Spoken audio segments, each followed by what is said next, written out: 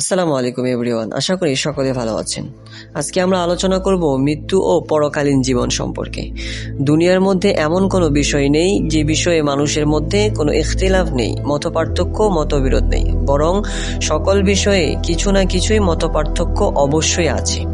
তবে একটি বিষয় এমন রয়েছে যে বিষয়ে দুনিয়ার সব মানুষই ঐক্যমত পোষণ করে, আর তা হলো মানুষের মৃত্যু।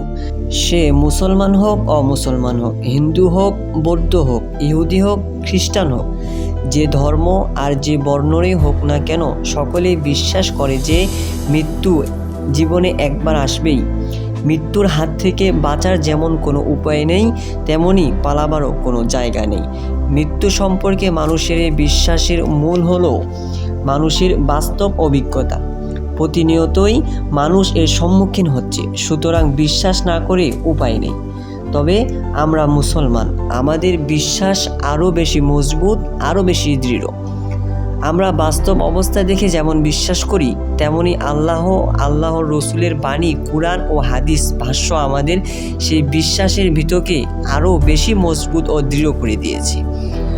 আল্লাহ ইরশাদ করেন, কুল্লু নাফসিন যায়িকাতুল মাউত ওয়া ইন্নামা তুওয়াফাউনা উজুরাকুম ইয়াওমাল কিয়ামাতি ফামান যুহজিয়া আনিন নারি ওয়া উদখিলাল জান্নাতা ফাকাদ ফাজ ওয়া মাল হায়াতুদ দুনিয়া ইল্লা মাতাউল গুরুর। এখানে আল্লাহ পাক রব্বুল আলামিন বলেছেন, প্রত্যেক প্রাণী মৃত্যুর স্বাদ গ্রহণ করবে, আর কিয়ামতের দিন তোমাদের আমলের বদলা তোমাদেরকে পরিপূর্ণ দেওয়া হবে। অতঃপর যাকে জাহান্নাম থেকে দূরে রাখা হবে এবং জান্নাতে প্রবেশ করানো হবে, সে সফল কাম। আর দুনিয়ার জীবন ধোঁকা ছাড়া কিছুই নয়। উক্ত আয়াতে বলা হয়েছে কুল্লু নাফসিন, প্রত্যেক প্রাণী, অর্থাৎ যার প্রাণ আছে তারই মৃত্যু আছে। চাই সে মানব হোক, দানব, নেককার, বদকার হোক, অলি হোক, গাউস কিংবা কুতুব, আবদাল, নাবি হোক কিংবা রসুল, মৃত্যুর হাত থেকে কেউ রেহাই পাবে না। সমস্ত ফেরেশতাদেরও মৃত্যু হবে, মিকাইলেরও মৃত্যু হবে, ইসরাফিলেরও মৃত্যু হবে, জিবরাইলেরও মৃত্যু হবে, আজরাইলেরও মৃত্যু হবে। এমনকি এক সময় মৃত্যুরও মৃত্যু হবে। একমাত্র বাকি থাকবেন আল্লাহ জুল জালাল। ইরশাদ হচ্ছে, কুল্লু মান আলাইহা ফান ওয়া ইয়াবকা ওয়াজহু রাব্বিকা যুল জালালি ওয়াল ইকরাম। ভূপৃষ্ঠে যা কিছু আছে সবই নশ্বর, অবিনশ্বর কেবল তোমার প্রতিপালকের সত্তা, যিনি মহিময়, মহানুভব। বিশ্বজয়ী বাদশাহ সিকান্দার, সুলতান মাহমুদ গাজনবী, চেঙ্গিস খান, তৈমুর, এদের সকলেই মৃত্যুবরণ করেছেন। মৃত্যুর হাত থেকে কেউ রেহাই পায়নি। মৃত্যুর হাত থেকে বাঁচারও কোনো উপায় নেই, পালাবারও কোনো জায়গা নেই। আল্লাহ তাআলা ইরশাদ করেন, আইনামা তাকুনু ইউদরিকুমুল মাউতু ওয়ালাউ কুনতুম ফি বুরুজিম মুশাইয়্যিদা। তোমরা যেখানেই থাকো না কেন, মৃত্যু কিন্তু তোমাদেরকে পাকড়াও করবে, যদিও সুদৃঢ় দুর্গের ভেতরে অবস্থান করো তবুও।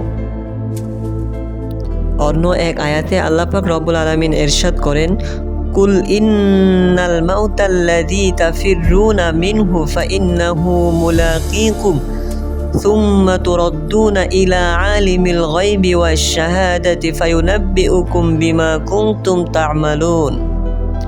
উক্ত আয়াতে আল্লাহ পাক রব্বুল আলামিন বলছেন, বলুন, তোমরা যে মৃত্যু থেকে পলায়ন করো, সেই মৃত্যু অবশ্যই তোমাদের মুখোমুখি হবে। অতঃপর তোমরা অদৃশ্য ও দৃশ্যের জ্ঞানী আল্লাহর কাছে উপস্থিত হবে। তিনি তোমাদেরকে জানিয়ে দেবেন সেসব কর্ম যা তোমরা করতে। অর্থাৎ মানুষ কোনো জ্ঞানের দ্বারা, কোনো গুণের দ্বারা, অর্থ সম্পদের দ্বারা, ক্ষমতার দাপট দ্বারা, কোনো কিছুর দ্বারাই মৃত্যুর হাত থেকে রক্ষা পাবে না।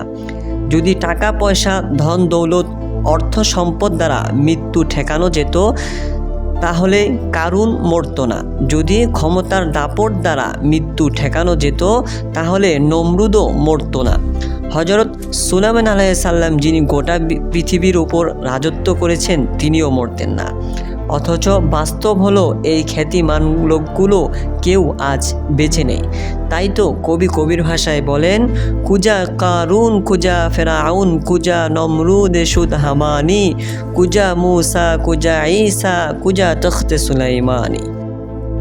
এখানে কবি কবির ভাষায় বলছে, কোথায় গেল কারুন, ফেরাউন এবং নমরুদ, আর কোথায় গেল মুসা, ঈসা এবং সুলাইমান আলাইহিস সালামের সেই সিংহাসন।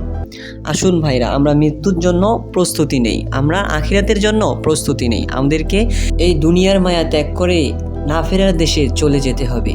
তাই ভাই আসুন আমরা মৃত্যুকে স্মরণ করে সামনের দিকে অগ্রসর হই, ইবাদত করি আল্লাহর রাহে। আসসালামু আলাইকুম, ভালো থাকবেন, সুস্থ থাকবেন। দেখা হবে পরবর্তী কোনো এপিসোডে ইনশাআল্লাহ।